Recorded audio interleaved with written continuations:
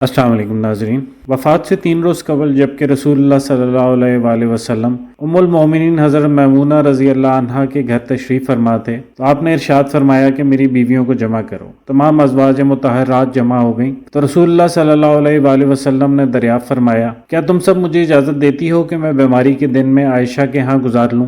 سب نے کہا، اے اللہ کے رسول، آپ کو اجازت ہے۔ پھر آپ نے اٹھنا چاہا لیکن اٹھ نہ پائے تو حضرت علی رضی اللہ عنہ اور حضرت فضل بن عباس رضی اللہ عنہ آگے بڑھے اور نبی کریم کو سارے سے اٹھا کر حضرت میمونہ رضی اللہ عنہا کے حجرے سے حضرت عائشہ رضی اللہ عنہا کے حجرے کی طرف لے جانے لگے۔ اس وقت صحابہ کرام نے رسول اللہ صلی اللہ علیہ وآلہ وسلم کو اس بیماری اور کمزوری کے حال میں پہلی بار دیکھا تھا تو گھبرا کر ایک دوسرے سے پوچھنے لگے، رسول اللہ صلی اللہ علیہ وآلہ وسلم کو کیا ہوا؟ فوراً ہی خبر تمام لوگوں تک پہنچ گئی۔ چنانچہ صحابہ کرام مسجد میں جمع ہونا شروع ہو گئے اور مسجد میں ایک رش لگ گیا۔ آپ صلی اللہ علیہ وآلہ وسلم کا پسینہ شدت سے بہہ رہا تھا۔ حضرت عائشہ رضی اللہ عنہا فرماتی ہیں کہ میں نے اپنی زندگی میں کسی کا اتنا پسینہ بہتے نہیں دیکھا، اور فرماتی ہیں میں رسول اللہ صلی اللہ علیہ وآلہ وسلم کے دست مبارک کو پکڑتی اور اس کو چہرہ اقدس پر پھیرتی، کیونکہ نبی صلی اللہ علیہ وآلہ وسلم کا ہاتھ میرے ہاتھ سے کہیں زیادہ محترم اور پاکیزہ تھا۔ مزید فرماتی ہیں کہ اللہ کے رسول سے بس یہی ورد سنائی دے رہا تھا کہ لا الہ الا اللہ، بے شک موت کی بھی اپنی سختیاں ہیں۔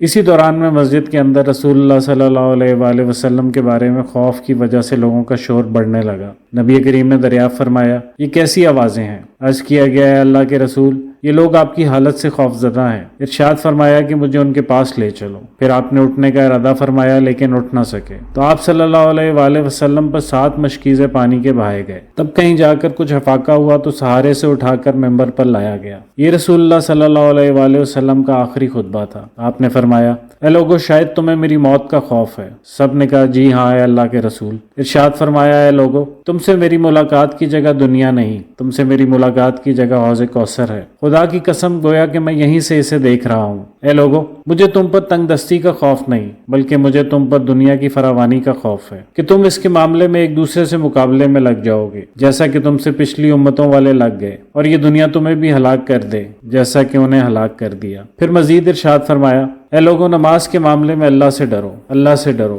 نماز کے معاملے میں اللہ سے ڈرو، اللہ سے ڈرو، یعنی عہد کرو کہ نماز کی پابندی کرو گے، اور یہی بات بار بار دہراتے رہے۔ پھر فرمایا، اے لوگو، عورتوں کے معاملے میں اللہ سے ڈرو، عورتوں کے معاملے میں اللہ سے ڈرو، میں تمہیں عورتوں سے نیک سلوک کی وصیت کرتا ہوں۔ پھر فرمایا، اے لوگو، ایک بندے کو اللہ نے اختیار دیا کہ دنیا کو چن لے یا اسے چن لے جو اللہ کے پاس ہے، تو اس نے اسے پسند کیا جو اللہ کے پاس ہے۔ اس جملے سے حضور صلی اللہ علیہ وآلہ وسلم کا مقصد کوئی نہ سمجھا، حالانکہ ان کی مراد اپنی ذات تھی، جبکہ حضرت ابو بکر صدیق رضی اللہ عنہ وہ تنہا شخص تھے جو اس جملے کو سمجھے، اور زاروں کی طرح رونے لگے اور بلند آواز سے گریہ کرتے ہوئے اٹھ کھڑے ہوئے اور رسول اللہ صلی اللہ علیہ وآلہ وسلم کی بات قطع کر کے پکارنے لگے، ہمارے باپ دادا آپ پر قربان، ہماری مائیں آپ پر قربان، ہمارے بچے آپ پر قربان، ہمارے مال و دولت آپ پر قربان۔ روتے جاتے ہیں اور یہی الفاظ کہتے جاتے ہیں۔ صحابہ کرام ناگواری سے حضرت ابو بکر صدیق رضی اللہ عنہ کی طرف دیکھنے لگے کہ انہوں نے رسول اللہ کی بات کیسے قطع کر دی۔ اس پر نبی کریم صلی اللہ علیہ وآلہ وسلم نے حضرت ابو بکر رضی اللہ عنہ کا دفاع ان الفاظ میں فرمایا، اے لوگو، ابو بکر کو چھوڑ دو کہ تم میں سے کوئی اس جیسا نہیں کہ جس نے ہمارے ساتھ کوئی بھلائی کی ہو اور ہم نے اس کا بدلہ نہ دیا ہو، سوائے ابو بکر کے کہ اس کا بدلہ میں نہیں دے سکا، اس کا بدلہ میں نے اللہ پر چھوڑ دیا۔ مسجد نبوی میں کھلنے والے تمام دروازے بند کر دیے جائیں سوائے ابو بکر کے دروازے کے، جو کہ کبھی بند نہ ہوگا۔ آخر میں اپنی وفات سے قبل مسلمانوں کے لیے آخری دعا کے طور پر ارشاد فرمایا، اللہ تمہیں ٹھکانہ دے، تمہاری حفاظت کرے، تمہاری مدد کرے اور تمہاری تائید کرے۔ اور آخری بات جو ممبر سے اترنے سے پہلے امت کو مخاطب کر کے ارشاد فرمائی وہ یہ تھی، اے لوگوں، قیامت تک آنے والے میرے ہر امتی کو میرا سلام پہنچا دینا۔ پھر رسول اللہ صلی اللہ علیہ وآلہ وسلم کو دوبارہ سہارے سے اٹھا کر گھر لے جایا گیا۔ اسی اثنا میں حضرت عبد الرحمن بن ابی بکر رضی اللہ عنہ خدمت اقدس میں حاضر ہوئے اور ان کے ہاتھ میں مسواک تھی۔ نبی کریم صلی اللہ علیہ وآلہ وسلم مسواک کو دیکھنے لگے لیکن شدت مرض کی وجہ سے طلب نہ کر پائے، چنانچہ حضرت عائشہ رضی اللہ عنہا آپ صلی اللہ علیہ وآلہ وسلم کے دیکھنے سے سمجھ گئیں اور انہوں نے حضرت عبد الرحمن رضی اللہ عنہ سے مسواک لے کر نبی کریم صلی اللہ علیہ وآلہ وسلم کے دہن مبارک میں رکھ دی، لیکن حضور صلی اللہ علیہ وآلہ وسلم اسے استعمال نہ کر پائے، تو حضرت عائشہ رضی اللہ عنہا نے آپ صلی اللہ علیہ وآلہ وسلم سے مسواک لے کر اپنے منہ سے نرم کی اور پھر آپ صلی اللہ علیہ وآلہ وسلم کو لوٹا دی تاکہ دہن مبارک اس سے تر رہے۔ فرماتی ہیں آخری چیز جو نبی کریم صلی اللہ علیہ وآلہ وسلم کے پیٹ میں گئی وہ میرا لعاب تھا، اور یہ اللہ تبارک و تعالیٰ کا مجھ پر فضل ہی تھا کہ اس نے وصال سے قبل میرا اور نبی کریم صلی اللہ علیہ وآلہ وسلم کا لعاب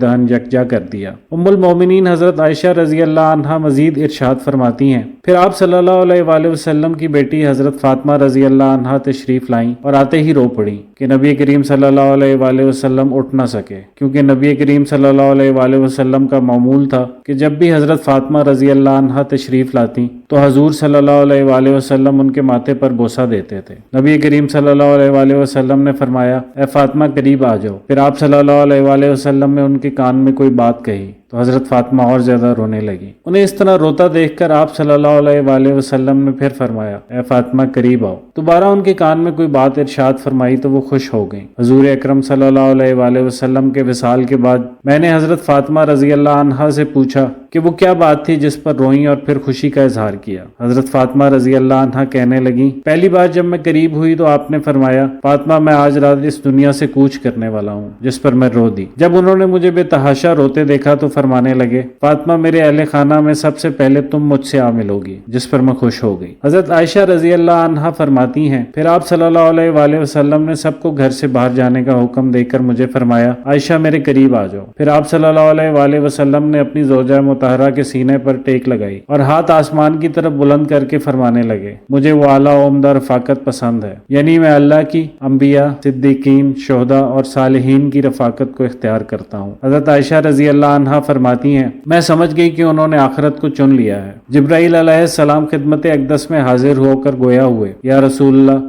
ملک الموت دروازے پر کھڑے شرف باریابی چاہتے ہیں، آپ سے پہلے انہوں نے کبھی کسی سے اجازت نہیں طلب کی۔ آپ صلی اللہ علیہ وآلہ وسلم نے فرمایا جبرائیل اسے آنے دو۔ ملک الموت نبی کریم صلی اللہ علیہ وآلہ وسلم کے گھر میں داخل ہوئے اور کہا السلام علیکم یا رسول اللہ، مجھے اللہ نے آپ کی چاہت جاننے کے لیے بھیجا ہے کہ آپ دنیا میں ہی رہنا چاہتے ہیں یا اللہ سبحانہ و تعالیٰ کے پاس جانا پسند کرتے ہیں؟ آپ نے فرمایا مجھے اعلیٰ اور عمدہ رفاقت پسند ہے، مجھے اعلیٰ اور عمدہ رفاقت پسند ہے۔ ملک الموت حضرت صلی اللہ علیہ وآلہ وسلم کے سرانے کھڑے ہوئے اور کہنے لگے اے پاکیزہ روح، اے محمد بن عبداللہ کی روح، اللہ کی رضا و خوشنودی کی طرف روانہ ہو، راضی ہو جانے والے پروردگار کی طرف جو غضبناک نہیں۔ حضرت عائشہ رضی اللہ عنہا فرماتی ہیں پھر نبی کریم صلی اللہ علیہ وآلہ وسلم کا ہاتھ نیچے آن رہا اور سر مبارک میرے سینے پر بھاری ہونے لگا۔ میں سمجھ گئی کہ آپ صلی اللہ علیہ وآلہ وسلم کا وصال ہو گیا۔ مجھے اور تو کچھ سمجھ نہیں آیا، سو میں اپنے حجرے سے نکلی اور مسجد کی طرف کا دروازہ کھول کر کہا رسول اللہ کا وصال ہو گیا، رسول اللہ کا وصال ہو گیا۔ مسجد آہوں اور سسکیوں سے گونجنے لگی۔ ادھر حضرت علی کرم اللہ وجہہ جہاں کھڑے تھے وہیں بیٹھ گئے، پھر ہلنے کی طاقت تک نہ رہی۔ حضرت عثمان رضی اللہ عنہ معصوم بچوں کی طرح ہاتھ ملنے لگے اور حضرت عمر رضی اللہ عنہ تلوار بلند کر کے کہنے لگے خبردار جو کسی نے کہا کہ رسول اللہ صلی اللہ علیہ وآلہ وسلم وفات پا گئے ہیں، میں ایسے شخص کی گردن اڑا دوں گا۔ میرے آقا تو اللہ تعالیٰ سے ملاقات کرنے گئے ہیں، جیسے موسیٰ علیہ السلام اپنے رب سے ملاقات کو گئے تھے، وہ لوٹ آئیں گے، وہ بہت جلد لوٹ آئیں گے۔ اب جو وفات کی خبر اڑائے گا میں اسے قتل کر ڈالوں گا۔ اس موقع پر سب سے زیادہ ضبط برداشت اور صبر کرنے والی شخصیت حضرت ابو بکر صدیق رضی اللہ عنہ کی تھی۔ آپ حجرہ نبوی میں داخل ہوئے، رحمت دو عالم صلی اللہ علیہ وآلہ وسلم کے سینہ مبارک پر اپنا سر رکھ کر رو دیے، کہہ رہے تھے ہائے میرا پیارا دوست، ہائے میرا مخلص دوست، ہائے میرا نبی۔ پھر حضرت صلی اللہ علیہ وآلہ وسلم کے ماتھے پر بوسہ دیا اور کہا یا رسول اللہ آپ پاکیزہ جیے، اور پاکیزہ ہی دنیا سے رخصت ہو گئے۔ حضرت ابو بکر صدیق رضی اللہ عنہ باہر آئے اور خطبہ دیا، جو شخص محمد صلی اللہ علیہ وآلہ وسلم کی عبادت کرتا ہے سن رکھے آپ صلی اللہ علیہ وآلہ وسلم کا وصال ہو گیا، اور جو اللہ کی عبادت کرتا ہے وہ جان لے کہ اللہ تعالیٰ کی ذات ہمیشہ زندگی والی ہے جسے موت نہیں۔ یہ سن کر حضرت عمر رضی اللہ عنہ کے ہاتھ سے تلوار گر گئی۔ حضرت عمر رضی اللہ عنہ فرماتے ہیں پھر میں کوئی تنہائی کی جگہ تلاش کرنے لگا جہاں میں اکیلا بیٹھ کر رہوں۔ آپ صلی اللہ علیہ وآلہ وسلم کی تدفین کر دی گئی۔ حضرت فاطمہ رضی اللہ عنہ فرماتی ہیں تم نے یہ کیسے گوارا کر لیا کہ نبی کریم صلی اللہ علیہ وآلہ وسلم کے چہرہ انور پر مٹی ڈالو؟ پھر کہنے لگی ہائے میرے پیارے بابا جان